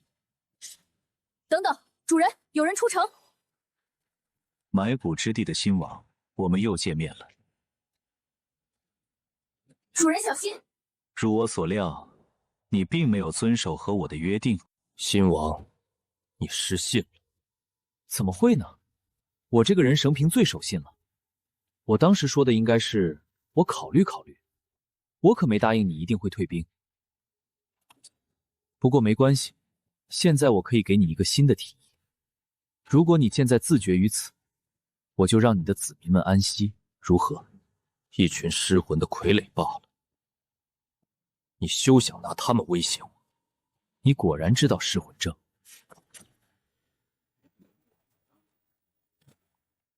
我知不知道并不重要，重要的是，你必须死，秦牧。这寒气接不住了！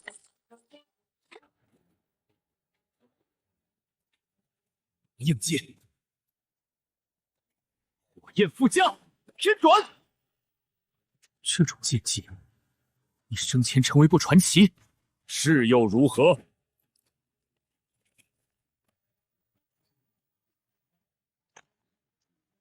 啊，像一块冰一样碎了。下次见面，我必杀你。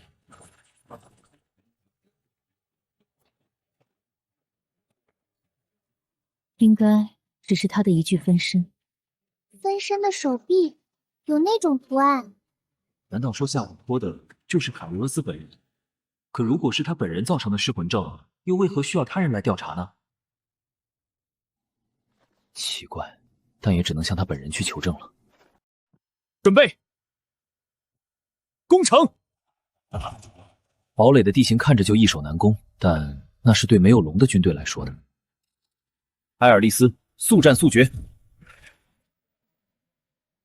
他刚刚将赛伦打入4佛，想不到我们直接发起猛攻。只有迅速将战场拖入巷战，才能发挥出亡灵越战越勇的优势，无需顾忌使用什么手段。等我和埃尔利斯升空后，你立刻带着主力骷髅准备配合我攻城。既然你已经说无需顾忌什么手段了，那就让你看看亡灵之神法力全开时的战争潜力吧。祭坛、构筑、器械、搭建，我的力量增强了。死亡祭坛提升战场范围内亡灵的移动速度。黑暗祭坛，战场范围内的低阶亡灵会缓慢复生。复生祭坛会将刚刚死去的尸体转化为亡灵。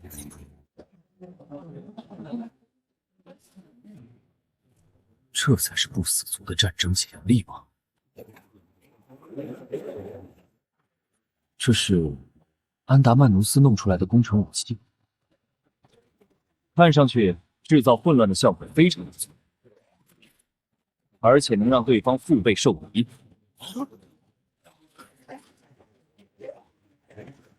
地面推进的进度也没有拉下，我提升的骷髅实力完全可以无视剑速。尽管城内也组织了魔法反击，但在安达曼努斯的魔法的面前，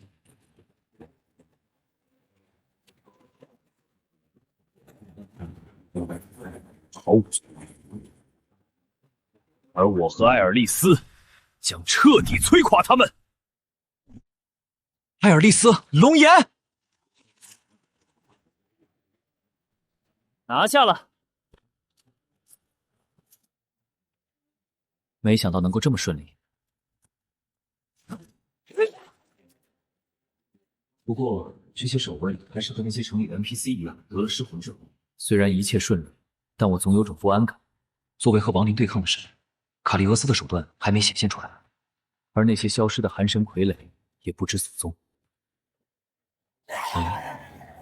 这两个守军看起来不太一样。守军的等级平均也就15级，这两个人都达到了40级，也就是说，这个男人能给我提供王级的职业模板。他们的配合相当默契，难道并没有感染失魂症？不能让他们阻拦了攻城的计划。埃尔利斯，和我一起解决他们。来了，冰川，敌人盯上我们了，那就让他们有来无回。他们两个果然没有失魂，会难打很多。虎落包来！居然能够有防御住龙炎的技能，他的职业是守护骑士吗？但就算是以防御见长的职业，也有魔力耗尽的时候。挡得好！那条冰龙居然在保护那个只有勇士级的骷髅，虽然不知道为什么，但这应该是个机会。如果没有失魂，那么也就会有人类的弱点。先试试这样吧，酸叶剑，没用的。什么？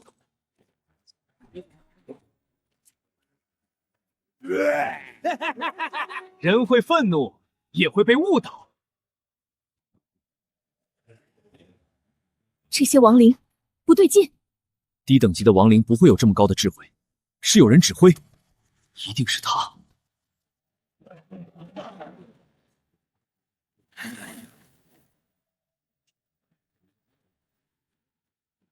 艾尔丽丝，那个骑士盯上我了。明白。冰封，掩护我。好。防御技能是盾牌的能力，真实职业是剑士吗？正好我缺一个王级剑士转职。来了，冰剑术。剑士有如何？你拦不住我！混蛋！什么？别想逃！真剑决斗。在真剑决斗期间，被技能指定目标无法使用任何方式，并且会强制解除一切增益效果。控制亡灵的施法之意，一旦被真剑决斗命中，就是必死无疑。这蠢龙反应不过来的，结束了。是，结束了。不可能！不可能！他怎么能接下？不好，那条龙要反应过来了！混蛋！就算我是亡灵，被砍掉爪子也很疼的。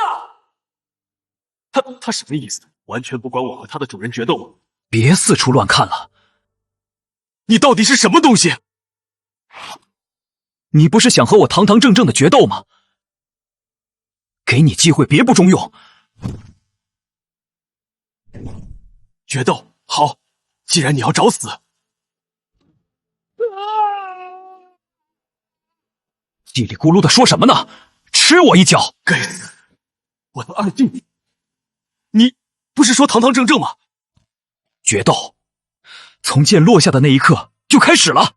完了，火影的精。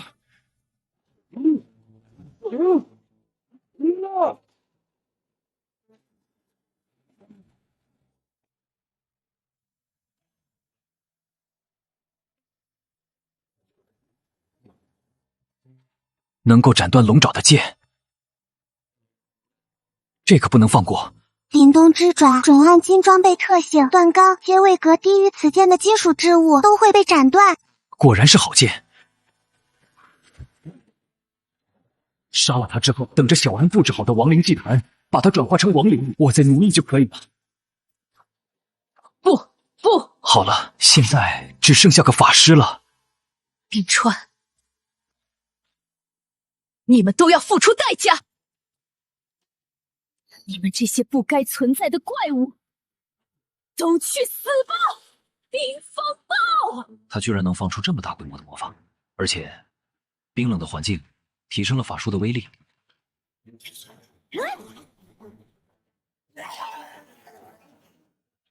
必须想办法抵消。艾尔丽丝，用龙眼。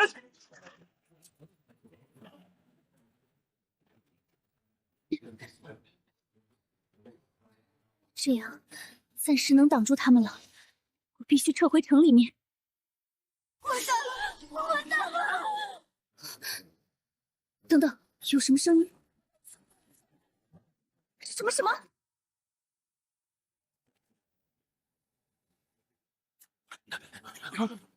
冰封大人，快救醒冰封大人！没有他的传送，我们都得死。这些亡灵一直拿士兵当工程武器往里面扔的吗？等等，这女人是谁？这体验太糟糕了。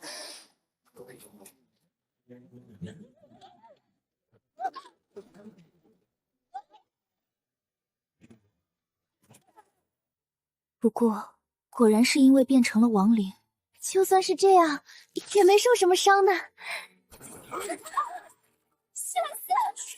吧，亡灵。风似乎小了一些。主人，我们的部队已经全部登墙了，我立刻让最后的闹剧结束。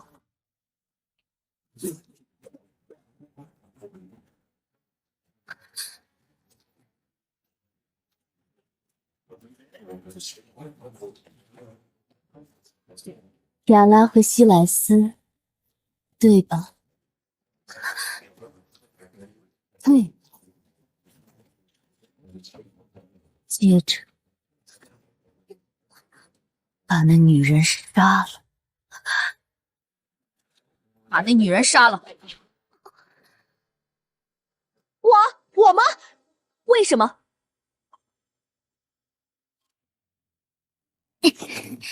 我们过去可是冒险者，杀人的委托也接过。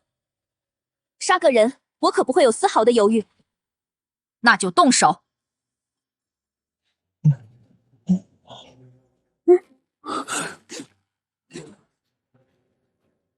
如何？该死，他好像发现了。雅拉，你的职业不是弓箭手，而是盗贼，不错的把戏，可惜用错了地方。看你一副骑士的打扮，你就那么心甘情愿的在一只骷髅手下做亡灵、做人类的敌人？狗屁骑士！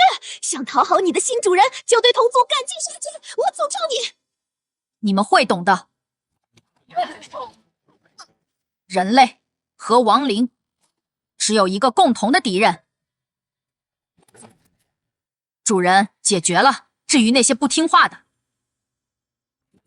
主人，做得好，牧哥有奖励。主人，奖励是什么？赛伦，我从没有问过你，你为何对我这么忠诚？是您唤起了我的记忆，找回了我的真名。除此之外，在您操作我的灵魂的时候，我也看到了您过往的一角。灵魂存取还会有这样的作用？我只看到了一个片段，就是您带着一批亡灵，一次又一次冲向看不清的敌人，然后被敌人打飞，却又再一次冲上去的画面。虽然不知道前因后果，但在那一刻，我感觉您和我践行的骑士道路是一致的，都是想要守护他人。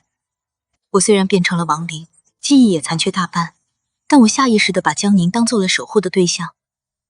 安达曼努斯和埃尔利斯都觉得您的过往并不单纯，但我不会问，因为我知道到了时机成熟的时候，您一定会告诉我们的。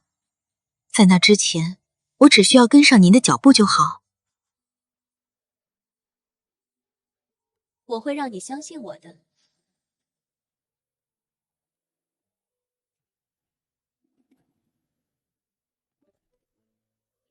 没事吧？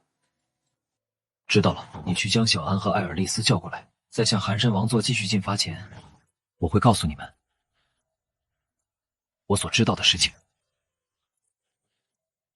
是，主人。主人意外的单纯呢。赛伦，你这家伙上一次我见你这么笑，还是看到了画本小说的续集。变脸真快啊，你这家伙。让小安过来，主人终于要把他看到的事情告诉我们了。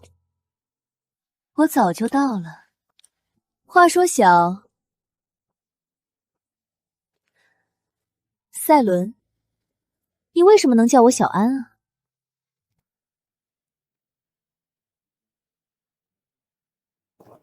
不到半日就拿下了城墙，这个速度已经有些超出预料了。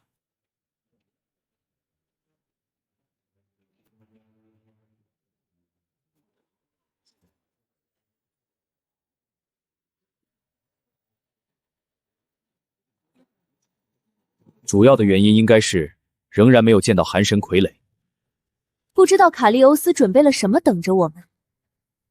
无论是什么，我们都会笑纳的。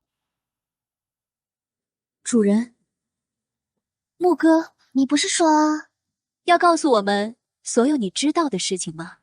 我说到做到。你是说还有另一个世界？那个世界才是你的家乡，而且那个世界马上就要和我们交汇了，而且是我们主动入侵那个世界。而且在那个时候，我们和现在不是一个人。不过，你还是在最后逃跑了。我们算是你的敌人吗？那是我最开始的想法，但我现在确定，那些入侵者和你们不是一人。再加上神确实被某种更高的存在赋予了天职，幕后黑手恐怕另有其人。而现在我要做的，就是在一切无法挽回之前阻止这一切。而且，我很高兴有你们和我一起。婆婆妈妈的家伙，说的跟我们不答应，你会放我们走一样。好，从此我们之间不再有隐瞒。所以，这么强的灵魂控制术，真的是我编写出来的。我果然是天才。好了，现在我们需要将注意力集中回如何攻略寒神王座了。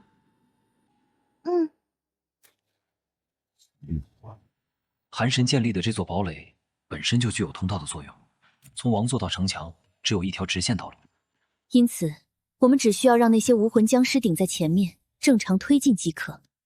只是要注意寒神傀儡的出现。我会从空中保持警戒的。你们有没有注意到，好像越来越冷了？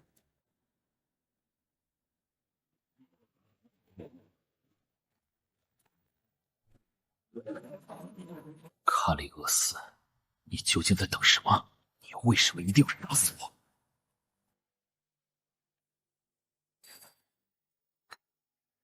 不愧是唯一的变数，果然和此前的所有入侵者都不一样。可我不甘心，凭什么他就可以成为唯一的变数？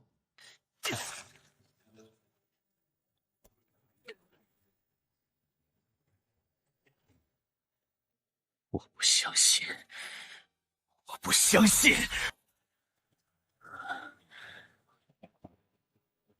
对这些亡灵的让步结束了，寒冬堡垒会成为你们的坟墓。小安，我怀疑他失效了。不可能，他们至少能顶住1个星期。但感到变得更冷是一个不争的事实。如果不是护符失效，那就是气温低于了它能够保护的温度了。这不是普通的低温，队伍最外围的僵尸已经被冻住了。很不对劲。不对，立刻把埃尔利斯叫回来，寒神的反击开始了。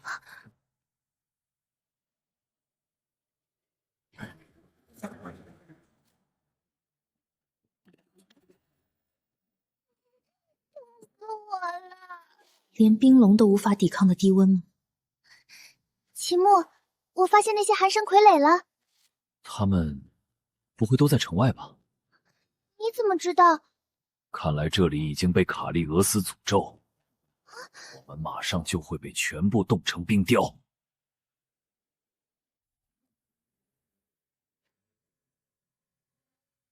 最外围的僵尸已经因为低温失去控制了。是寒神傀儡，而城外埋伏的寒神傀儡彻底堵死了我们的出路。好算计！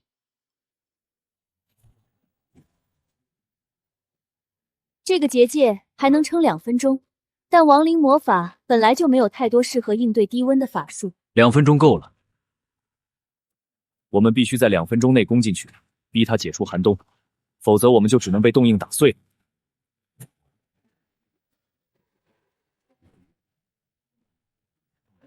冰封和冰川这些新转化的亡灵不必带了，出发！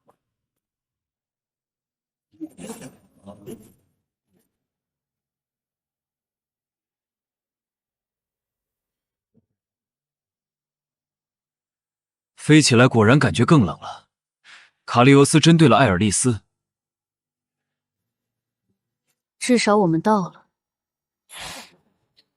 不行，太冷了，我的翅膀已经开始结冰了。那我们更要加速了。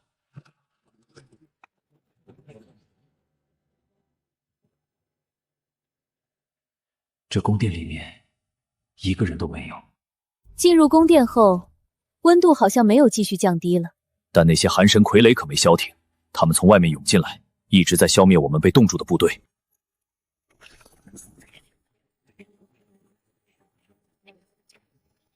看来卡利俄斯亲自来欢迎我们了。我知道你也委托了外地冒险者调查失魂症。卡利俄斯，城内的失魂症如果和你无关，那我们不必是敌人。我并不在意失魂症，我在意的是你。我当然知道失魂症和你们没有关系，和亡灵打交道了数千年，你们有什么本事我太清楚了。其实你们屠杀那些得了失魂症的人，我也并不在意。那你为何认为我必须死？你不是这个世界的人，但你和我一样知道那些诸神之上的存在。你果然知道他们的存在。我当然知道。你以为失魂症是怎么来的？你以为我为什么没去入侵你的世界？秦牧，是因为每一次我都在这里对抗那些诸神之上的存在。每一次？你以为这些事情发生过多少次？无数次了。每一次轮回，他们抹去我的记忆，再允许我用预言能力看到一点希望，然后拼命的去准备对抗他们。预言告诉我，会有一位命定的死者杀死他们。我就为了这句话坚持了不知道有多少个轮回，但最后留给我的只有失败。那这一次，你为什么还有记忆？因为你。我？每一次我失败后，他们就会夺走一位我人民的灵魂，这就是失魂症。他们借此来嘲笑我。我原本找不到历代的我留下的记录。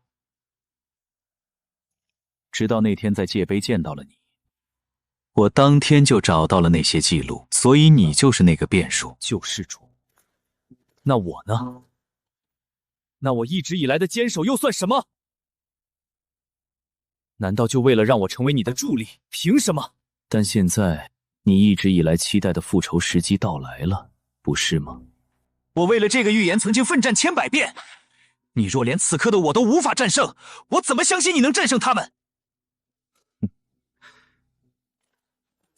所以到最后还得是手底下见真章。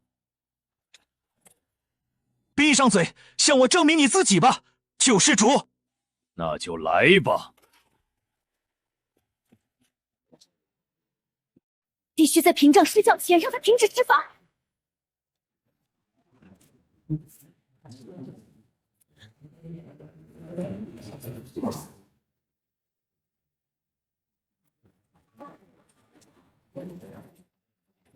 结界还能持续1分钟，而王级剑是抹白的技能，而真剑决斗开启的时候，可以强制中断他的施法。换言之，晋升卡利奥斯就是夺取胜利的第一步。拦住他！我会给您开路的。别废话了，快过去打断他！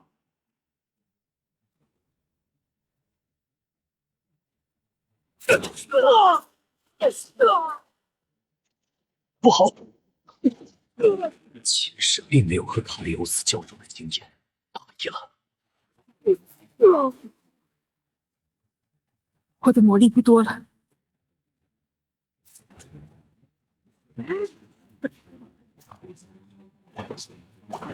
不够了！你不会是个只依靠别人的懦夫吧？救世主，果然连准暗金的装备都能轻易损坏。如果我没有停住，恐怕已经被秒杀了。能躲开这一击，还算不错。装模作样，能够多次激发的法阵，算是个不错的陷阱。虽然识破了陷阱，可怎么靠近是个问题。放心吧，救世主，这一战本就只是想试试你的成色。既然已经到这一步，我不会龟缩在结界里面的。来吧！赶上了，但在真剑决斗期间，旁人的攻击是无法干预决斗者的，我们帮不上什么忙了。但缤纷身的魔力正在被收回，主人本就和卡利奥斯有等级差距，一旦让他恢复魔力，他的魔力回不去了。我伪造了他的魔力信号，赛伦、埃尔利斯，趁现在抵消那些魔力。你的仆从们真的很努力了，但你不是我的对手。他的力量绝对不是一个通过法学之夜成神的人能有的。双之夜吗？果然是杀不死的亡灵。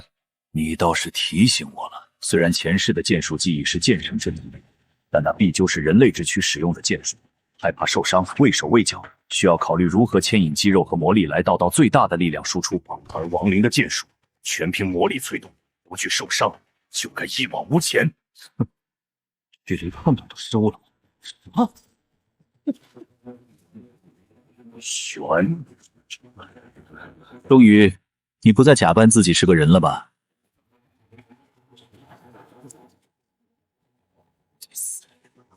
接好了！真没想到你能做到这一步，这种毒希望你能扛得住，残神！丢了什么东西吗，卡利欧斯？真剑决斗的时间就要结束了，卡利欧斯。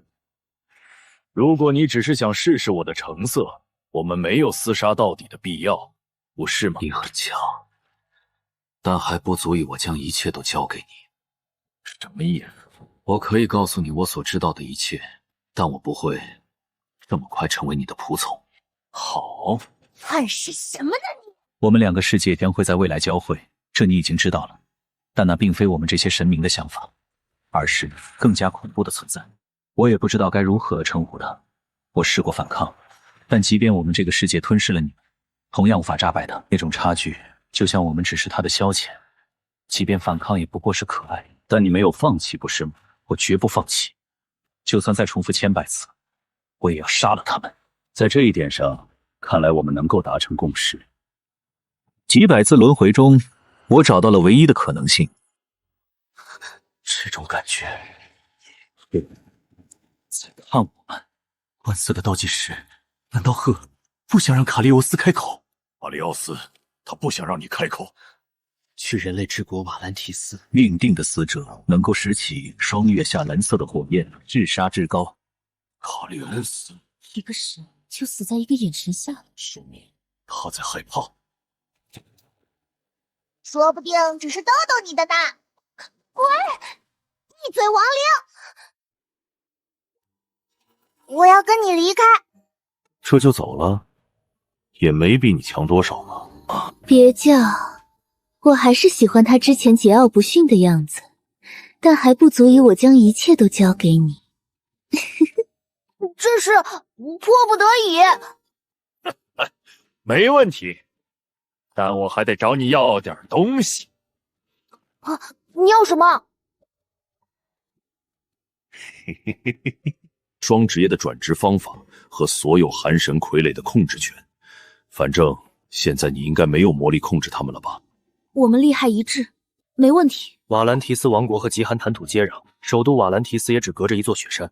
对于人类部队来说是天堑，但对于亡灵部队来说，则只是行军时间长了些而已。3日，我们就已经到了瓦兰提斯城外。现在我们有一个很严峻的问题需要解决。一旦我们进入人类王国寻找预言有关的线索，我们肯定得伪装成人类的身份。小精灵好办，我俩也好办。好办在哪儿？光长得像人没用，你当教会侦测邪恶的魔法是摆设吗？这你可就有所不知，当年为了在人类帝国游历，我和赛伦都有量身定做的伪装，什么侦测魔法都没用。至于亡灵部队，可以隐匿在下水管道系统中。我的家族当年就负责监修和扩建王都下水道，有详细的图纸。但剩下的人可就不好说喽。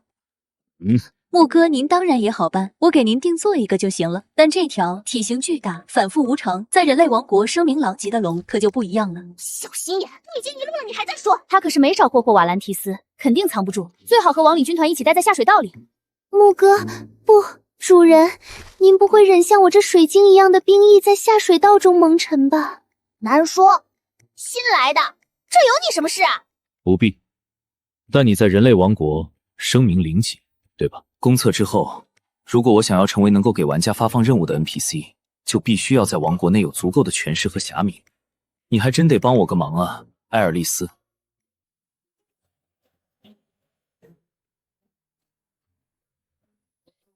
现在没有任何人能够看出您是个亡灵了。可我刚刚才习惯了亡灵的作战方式。你已经解锁了技能，难道说？没错，您可以随时切换形态，而且无论任何形态都不会暴露您的亡灵气息。这可是2位神明的合作，感激涕零吧，伐木哥。既然如此，就只差你了，艾尔丽丝。给我变！变？可我已经是人形了。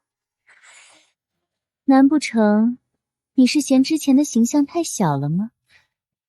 我是让你变回龙形啊！早说啊，老大！小安，我们还得弄出来一架足够大的马车。这就是第2世界哇，总算公测了，真的和第2个世界一样。本来上线就晚了，得赶紧看看攻略。这可是观测前才出现的神秘 NPC 屠龙者达斯丁木，他用屠龙的响金在首都瓦兰提斯购置宅邸，现在正有很多出手阔绰但难度很低的任务发布。到了，果然离出生点很近，这就是他杀死的龙，传说中的寒冰魔龙艾尔利斯，真是栩栩如生。你是来应聘的冒险者吗？没错，你很幸运，主人想要见你。攻略上没写这段啊？难道是隐藏事件？赚大了，居然触发了隐藏剧情，不会有什么隐藏的考验吧？这个人就是屠龙者，明明只是个游戏，却有这么强的压迫感。